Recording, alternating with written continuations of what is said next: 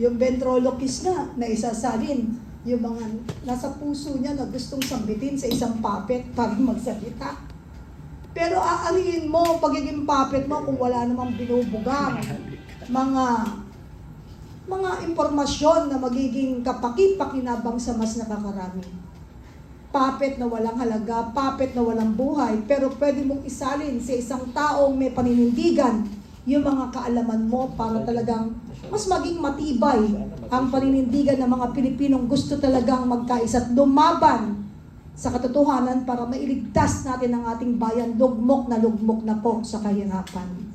Sir Rob, yun po. Maraming salamat po, Miss Penny. So marami pa tayong maririnig, di ba, ng mga critics na magsasalita at hindi lang critics probably, no? Yung hinaing mismo ng mga tao nasasabihin nila in this situation. Particularly, kasi sinabi nga ng survey na nasa 56% na yung anti-admin ng karamihan ng mga tao natin. Ibig sabihin, mas hindi na siya nga 50-50. Tapos yung pro-admin, nasa 13%. So, Professor Malo, gusto ko lang itanong, ano pa in this context, yung marami magsasalita, nagpo-protesta, what can we expect pa sa situation na to ngayong dumadami lalo yung mga anti-admin?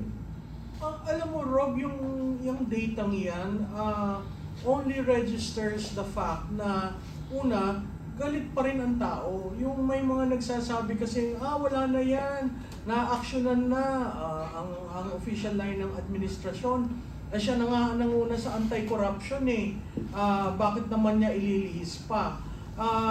Yung 56% ng opposition, ang sense ko mas lalong magiging solid the moment may isa talagang leader na nagsabi na tama na, sobra na, no? Pangatlo, ang numerong yan, hindi totoo yung sinabi ng isang analyst na wala nang puwersa ang Duterte, na mahina ang Duterte, na nagunaw na yung baluarte ng support. Kasi kung titingnan mo yung Mindanao, consistent. Ang Mindanao has made any Duterte in national politics buoyant. So pag sinama mo pa si Cebu, mas lalong dumodoble yung lakas, no? Pag sa Luzon, nagulat nga ako dun sa NCR kasi ang behavior ng NCR, usually ayaw niyan sa Mindanao. Pero pag breakdown mo by area, yung NCR, medyo nagkwakwa na rin. Kasi bakit? Sino ba ang nakaka-experiensya ng baha na matinding nakikita sa media? NCR yan. Yung baha sa Mindanao, hindi natin alam, nababalitaan natin. Pero pag uulan, makikita mo yung behavior ng mga botante sa NCR. Ay naku, babaha na naman, uwi na tayo. I mean, literal.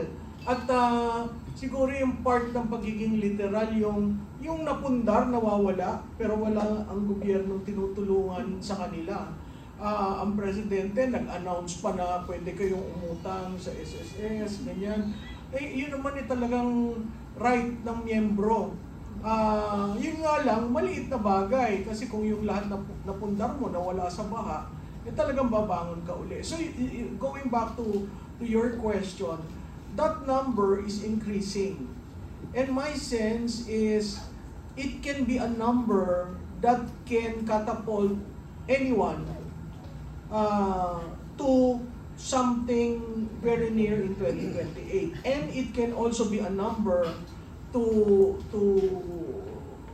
not to defend, but to be really active in the sense of the issue on impeachment. Ang impeachment is yan numbers game. Alam naman po natin lahat yan. Kung may suporta ka ng mga politiko, makakaangat yan sa Senado. Kung may suporta ka sa Senado, magkakaroon ng hearing at yung conviction na andon. But at the same time, impeachment is not a judicial exercise. It is an exercise before the public opinion. So talagang ang mga tao nakikinig kasi yun yung pinaka-accountability measure mo na ngayon Kasi ayaw mo magsabi ng katotohanan, ayaw mong aminin na ikaw ang pumirma, ayaw mong aminin na ikaw ang nag-release. O anong gagawin natin? O edi Tingnan natin naman kung sakaling ma-impeach at ang nababalitaan yung dalawang leader natin patungo doon, tingnan natin yung accountability issue. Kasi yun na yung pinakamatinding husga ng politika. At the same time, since nilalaro sa public opinion ng tao, ang tao rin ang huhusga. Pag nakita ng mga politiko na sinusuportahan nila ang impeachment o sinusuportahan nila yung articles of impeachment, malaking bagay ho yun. Kaya crucial, may nagsabi nga na exciting daw itong Pebrero. Sa tingin ko ho, yung excitement, tayo nasa 13th day pa lang ng Enero. Nagsimula tayo ng Enero na talagang year of the fiery horse. Talagang ang lundag ng kabayo ay gano'n na tayong lahat talagang tinitingnan ano ba ang gagawin. Kasi may nangako na may makukulong. Diba? Ginamit pa yung pananalita ng dating Pangulo na bilang na ang inyong Christmas. Ito ang sinabi, hindi makukulong kayo, hindi na masaya ang inyong Christmas. I mean, it's a reiteration of what the previous president said in order to capture that base. Kaya nga ang sinasabi ko, wag nyo lang tingnan ang approval at distrust, tingnan nyo yung sum total. Kasi pag tinignan mo yung sum total, lalo na dun sa mga tao sa Malacanang na nagbabasa ng survey, talagang hindi ko alam kung paano mo pababanguhin, patataasin ang resulta ng mga susunod na survey para sa Pangulo. So, i-connect ko lang po yung mga figures na lumabas dun sa survey natin. Kasi sinasabi din nila, di ba, na parang tumaas daw yung tiwala ng tao bumaba yung tiwala ng tao sa Pangulo kasi inilabas niya yung corruption, right? Pero actually it doesn't make sense, right? Kasi kung titingnan mo rin based on the survey, ang mga tao sinasabi nila na dapat ang pinakamalaking issue, most important issue that the president should be focusing on is yes, the current state of corruption and relationship to public trust. And public trust based on the survey is saying na mababa yung trust. In fact, bumabagsak. In other words, hindi kontento yung mga tao sa talagang nangyayari. At ito pa, I think it's very significant as well. Ang sinasabi ng survey na si PBBM daw, ang presidente natin, is involved. 48% of the respondents are saying involved siya. Alright? 48%. Tapos, Martin Romualdez, involved or benefited at 78%. Of course, Saldico, alam na natin yan. And then Sandro Marcos also came out, apart dun sa 4 na mga involved doon na pinaniniwalaan ng mga tao. Ano masasabi niyo doon? Alam mo, yun nga yung sinasabi, di ba, ang dami natin nakikitang link analysis na yung mastermind hindi pinapakita, usually may question mark.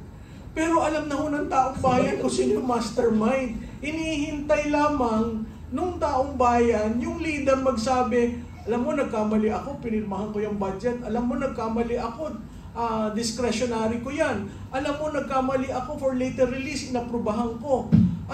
At kung titignan niyo yung sinabi ni Congressman Toby Chanco, naalala niyo yung sinabi na, ilang bang bahay ang gusto mo? Ilang bang kabyar ang gusto mo bang kainin? Ilang pansasakyan? It was the President asking those questions to the Speaker. Ngayon, ibabalik ko naman doon sa, nag-release ka ng 12 kontratista. Yun ay part ng diversion. Kasi kinontrol nila yung development ng narrative na yon.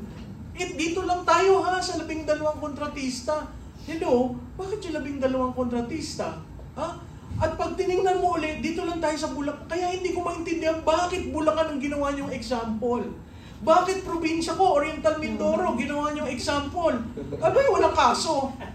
Di ba? Walang kaso yung mga politiko doon. Ang mga district engineers lang ang naipit. Ang tanong ko, ba't hindi sinama ang Ilocos Norte? Kaya tinatanong ko yan sa BFF ko. Kayo rin sabi na hindi, siya ang nagdala ng anti-corruption, siya ang nakipaglaban, siya lamang ang presidente. Hindi ba dapat kung ikaw ang presidente, unang mong titingnan sa distrito mo? Sino ang hindi nila sinasabi, most of the ghost projects are in Ilocos Norte. Done by a mayor he supported in 2025. kalaban sa pinsan niyang si Michael Kion. Tapos pag kinumpare nyo, nag-donate rin pala yun. Oo, ganun din yung sitwasyon ni Senator Escudero. So kung may nag-donate at lahat naman ho ng kontratista, nagdo-donate yan sa mga kandidato. Yun ho yung realidad ng politika natin. So kung ikaw ipipick mo lang ito at ito excuse, hindi ba may pinapaboran ka? So kung titingnan nyo ho yung mahiya naman kayo campaign, nung ginawa yung mahiya naman kayo campaign, it was to deflect, ialis ang ilaw sa presidente at ituon sa iba. Kaya nga yung mga politiko nagbubulong-bulungan hanggang saan ba tayo, baka umabot sa atin, no? Kaya ako, doon na lang ho sa probinsya namin, hindi ho ba yung napunta kay Arnan Panaligan ay isang parking na hindi niya alam, pero ginawa ng district engineer? O bakit to? Saan ho natin nakuha yung impormasyon na yon? Si Congressman Toby Chanco, nagsabi, parking Sagasa. Galing sa kanila yon. Ako yung nagtrabaho sa Kongreso, ngayon ko lang ho naririnig yan ng parking at Sagasa.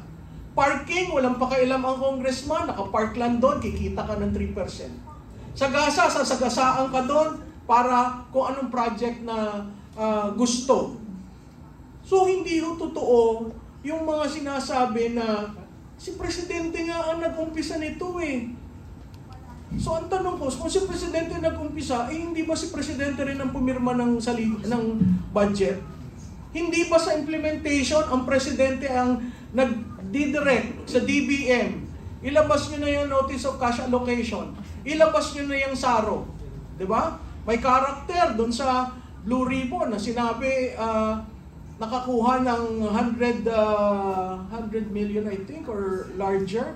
Pumunta lamang sa kalihim ng DBM. Na-issuehan ka agad ng Notice of Cash Allocation. Ang tagal ho nun, bago lumabas ang Notice of Cash Allocation. So, ako, ang sinasabi ko lang, doon sa tanong ni Rob, ang taong bayan ho hindi tanga. Para ka kumuha ng rating na ganon, 48% kasama ang Presidente, 78% si Speaker Martin. Ano nagsasabi nun? Alam ng taong bayan kung sino yung mastermind. Kaso, karamihan ng gumagawa ng link analysis natatakot ilagay din yung picture. Kasi baka mamaya sedition no? Inciting to sedition. Oh. So yung mga ganon, wala ka naman sinabi, linagay mo lang yung muka. Kaya sabi nung iba, hindi lagyan na lang natin ng question mark. Forever hindi natin malalaman yon. Pero alam natin, yung budget. Kaya nga itong GAA 2026, mahirap yan i-roll out dahil ingat na ingat sila. Malinis sa papel, pero sa implementation, magkakaroon ng problema. Bakit ho? Napakataas ho ng MAIC, napakataas ng AIX. Okay? Kung tapos, abay nakita ho nyo ang DepEd, 1.7 trillion. Anong ibig sabihin yan? Ang school building na kay Secretary Angara. 22 lang ang napagawa mong school building sa isang taon. Paano mo mapupunan yung 170,000 gap? So marami yung tayong kailangang bantayan, lalo na dito sa 2026 kasi i-implement.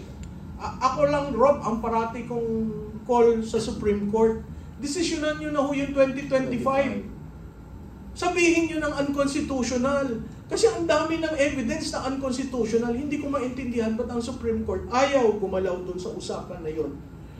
Kasi yun, accountability issue rin yun. Biro mo nawawala, 1.7 trillion for the past 3 years. 1.7 trillion. Imaginein ho nyo yun kung ganong kalaking perang nawala.